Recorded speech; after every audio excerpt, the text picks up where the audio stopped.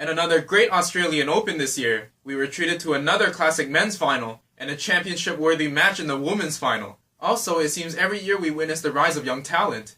So as always, let's give credit to all the unseeded players who surprised us at this year's tournament. First off, young Riley Opelka. He defeated the 9th seed John Isner in the first round in an absolute battle where every set had to go to a tiebreak. 7-6, 7-6, 6-7, 7-6. But losing in the second round to Thomas Fabiano. In a 5-set match though that needed a 5th set tiebreaker.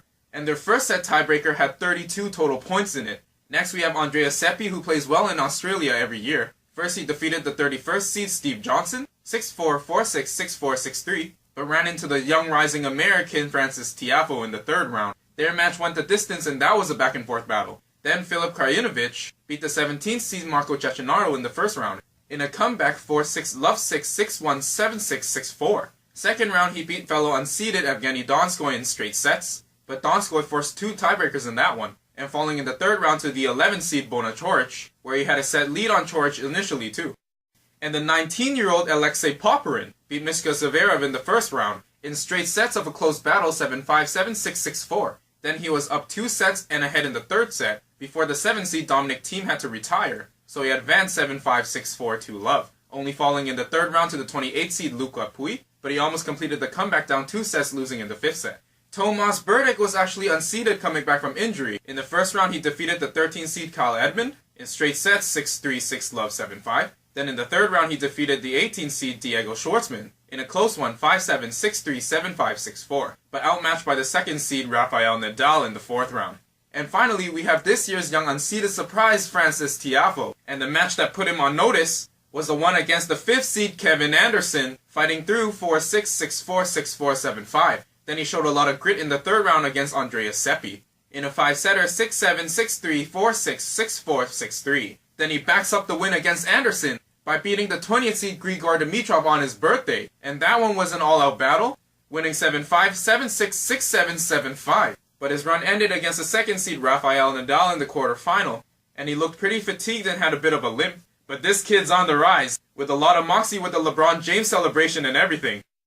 On to the women's side, we start with Yulia Putintseva. She defeated the 32nd seed Barbara Strycova in straight sets of a close one 6-4, 7-6, but lost to Belinda Bencic in the second round, where she had a set lead at first. Then Maria Sakkari eliminated the 22nd seed Yelena Ostapenko in the first round 6-1, 3-6, 6-2, but couldn't hold up in the third round against 15th seed Ash Barty. Tamea Baczynski breezed through the first round against the 10th seed Daria Kasatkina 6-3, 6-love, but she couldn't hold on in the third round against the 18th seed Garbine Muguruza. Then we have Shuai Zhang, who defeated the 26th seed Dominika Cibulkova in a 3-setter 6-2, 4-6, 6-2. Then she gave the 6th seed Alina Svitolina a run in the third round, going the distance but just failed to force a tiebreak.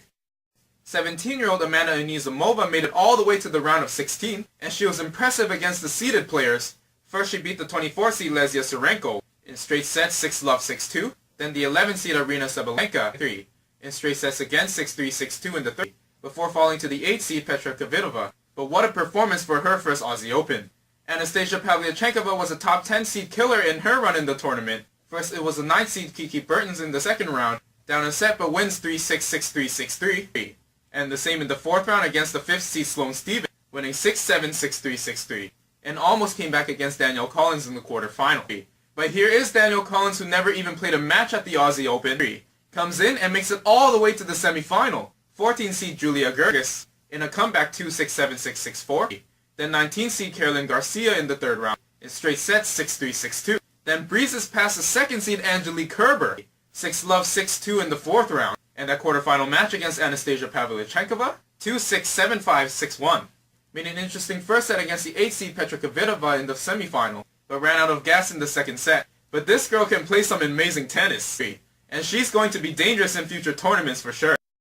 So on to the women's final between the 4th seed Naomi Osaka and the 8th seed Petra Kvitova. But first let's check out how they got here. For Kvitova, she just dominated her first few rounds, before meeting Aussie and 15th seed Ash Barty in the quarterfinal, as Barty and the home crowd made it tough in the second set, but Kvitova stayed poised and made it through 6-1, 6-4. Then of course the semifinal against Danielle Collins, who was playing the highest level of tennis of her career. Kvitova had to fight hard to win the first set, but that opened up the second set for her, and she won 7-6, 6-love. And for Osaka, it was a bit of a tougher path to the final. She was shaken up a bit in the third round by the 28th seed Sue Xie, but found a way to fight back and advanced 5-7, 6-4, 6-1. And it was more of the same in the round of 16 against 15 seed Anastasia Sevastova, but hung on to win 4-6, 6-3, 6-4. Ran into the 6 seed Alina Svitolina in the quarterfinal, played a great match there winning 6-4, 6-1. And the semifinal against 7 seed Karolina Pliskova. Never easy to play her, but Osaka toughed it out to go to the final in a 6-2, 4-6, 6-4 victory. And so for Kvitova, this was her first major final since that home invasion incident that kept her out injured.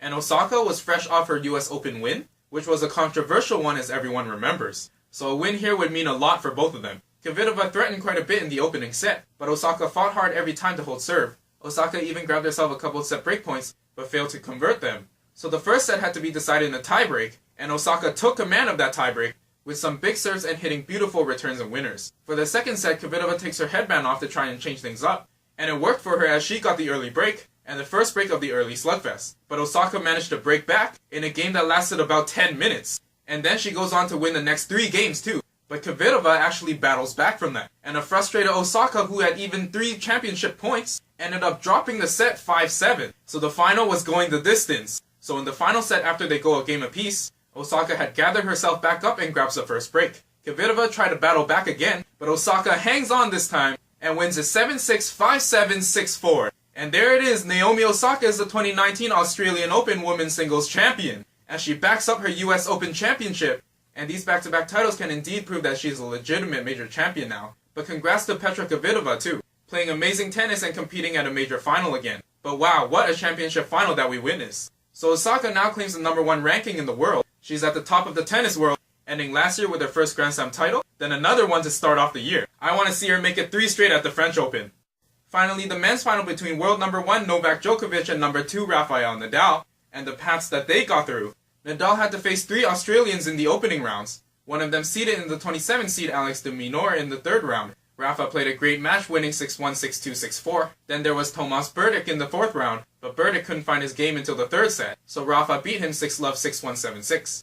And the up-and-rising American Frances Tiafoe in the quarterfinal, Tiafoe kind of ran out of gas and gets steamrolled by Nadal 6-3, 6-4, 6-2. And the other young talent, 14th seed Stefano Tsitsipas in the semifinal, but Nadal outclassed him winning 6-2, 6-4, 6-love. And for Djokovic, he met the young Canadian coming up the ranks, 25th seed Denis Shapovalov in the 3rd round, only dropping 1 set to him, 6-3, 6-4, 4-6, 6-love. Then the 15th seed in the 4th round, young Russian Daniel Medvedev, and again only dropped a set, 6-4, 6-7, 6-2, 6-3. It was the 8th seed Kei Nishikori in the quarterfinal. Novak was up a set and ahead in the 2nd set, but Kei had to retire, so Novak went on 6-4, 4-1. The 28th seed Luca Pouille was playing some good tennis making the semifinal, but Novak punished him in straight sets 6-love, 6-2, 6-2.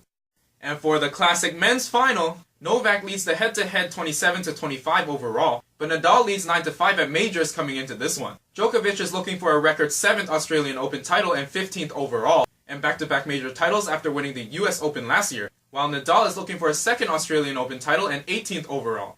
And Nadal hadn't even dropped a single set all tournament, but Djokovic the favorite, of course for the ranking and winning many more at the Aussie Open. And for the start, Nadal was shaky, giving Djokovic the early break, but Djokovic came out guns blazing. Nadal had to fight for every game, even had a swing and miss at one point, and Djokovic was just too masterful on serve, dropping only 1 service point, as he claims the first set 6-3. In the 2nd set, Novak started to look human again, but he still grabbed the first break. Rafa threatened the next game, but Novak manages to hold on. And then Novak grabbed another break and was in total business, rolling through the next service game, and grabs the 2nd set 6-2. 3rd set, Nadal still doesn't find an answer for Djokovic, as Novak continues to pour it on, and grabs a fairly early break. And then on 3-2 on Novak's serve, Rafa finally finds his first breakpoint of the match. But of course Djokovic manages to hold. And that was it for Nadal as Djokovic closes it out, as Novak Djokovic wins it in straight sets over Rafael Nadal 6-3, 6-2, 6-3, and wins a record 7th Australian Open title, and a milestone 15th Grand Slam title. It doesn't seem like anyone can stop him right now.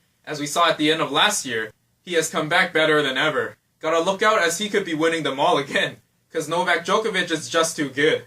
And so that wraps up the 2019 Australian Open, with last year's US Open winners repeating here at this major, and I'll see you guys for the next Grand Slam at the French Open. So thanks so much for watching, please like and subscribe, and I hope you'll tune in to the next episode.